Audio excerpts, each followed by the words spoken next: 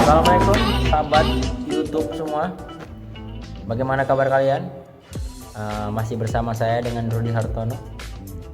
Dan di samping saya ada seorang calon sarjana sastra Arab. Nanti kita akan bertanya-tanya dengan beliau tentang pragmatik. Tentunya untuk lebih mengenal dekat dengan beliau, ada baiknya beliau mengenalkan dirinya. Oke, Assalamualaikum kawan-kawan semua. Dengan saya Ferdinand Syah Siregar dari kelas BSA 5C.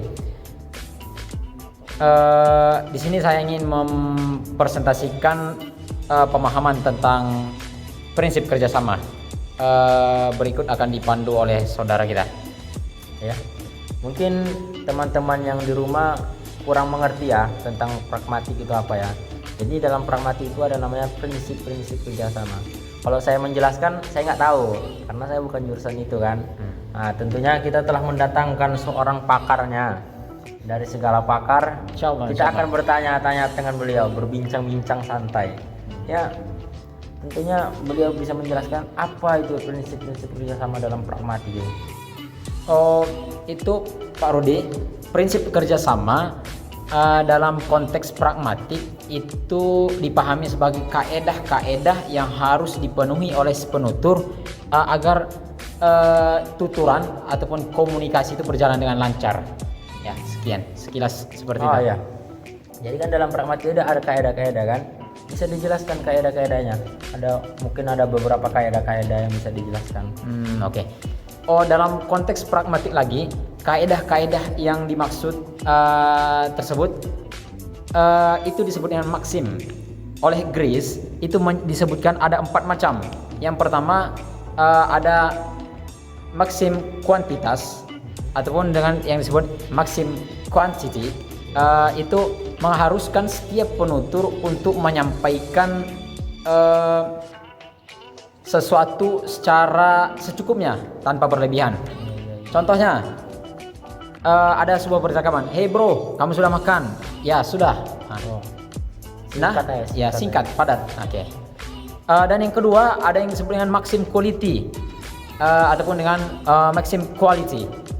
Ini mengharuskan setiap penutur untuk mengatakan secara fakta, mengatakan fakta yang sebenarnya. Dalam contoh seperti menurut kamu berapa banyak maksim yang terdapat dalam prinsip kerjasama? Menjawab si B ada 4. Jawaban ada 4 ini menunjukkan ke faktanya. Yang ketiga itu disebut dengan maksim relevansi ataupun maxim relevance, di mana peserta percakapan diharuskan menyampaikan sesuatu yang relevan dalam konteks pembicaraan mereka. Oke. Contohnya Pak Rudi, kalau Pak Rudi bertanya kepada saya, "Kamu di mana sekarang?" Jawab saya, "Di masjid." Itu relevan namanya. Tapi sempat Pak Rudi menanya, "Kamu di mana sekarang?" Jawab saya akan pergi ke pasar, kan? Tidak relevan ya. Oke. Yang keempat itu ada disebut dengan maksim pelaksanaan ataupun yang disebut dengan maksim of manner, di mana peserta percakapan itu diharuskan menyampaikan secara jelas, secara langsung, dalam kurung itu tidak samar. Oke, bisa kita lihat contohnya dalam sebuah percakapan bahasa Indonesia. Saya bertanya kepada Pak Rudi, siapa sih pesepak bola yang handal itu? Jawab Pak Rudi, itu Lionel Messi. Tapi sempat saya itu merupakan percakapan yang bukan relevan. Pelaksanaan, maksim pelaksanaan yang sesuai. Tetapi kalau saya bertanya, siapa sih? Bukan. Coba buka itu. Dan jawab Pak Rudi, Tunggu dulu, saya masih mengerjakan sesuatu. Nah, itu menunjukkan kesamaran, samar-samar. Kalau dalam konteks nahwu itu masih nakiroh ya. Ini kita di sini konteksnya meminta yang ma'rifah. Oke. Sejauh tadi itu masih berbentuk contoh yang bahasa Indonesia. Adapun Pak Syarif Hidayatullah menyebutkan dalam bukunya Linguistik Arab dan Modern itu contoh maksim yang kuantitas itu seperti dalam surah Al-Baqarah ayat 260, wa idz qala Ibrahimu rabbi arini kaifa tuhyil mauta. Itu ketika Nabi Ibrahim meminta kepada Tuhan untuk memperlihatkan cara apa namanya? Ya, cara menghidupkan orang mati. Kemudian cara menghidupkan yang mati ya. Kemudian Tuhan menjawab, qala awalam tu'min, apakah kamu belum yakin? Qala bala walakin liyatma'inna qalbi. Jawab Nabi Ibrahim itu jelas, lugat apa ya? Lugas, tanpa bertele-tele. Seperti yang kita sebut tadi maksim kuantitas. Oke, yang kedua maksim ya quality.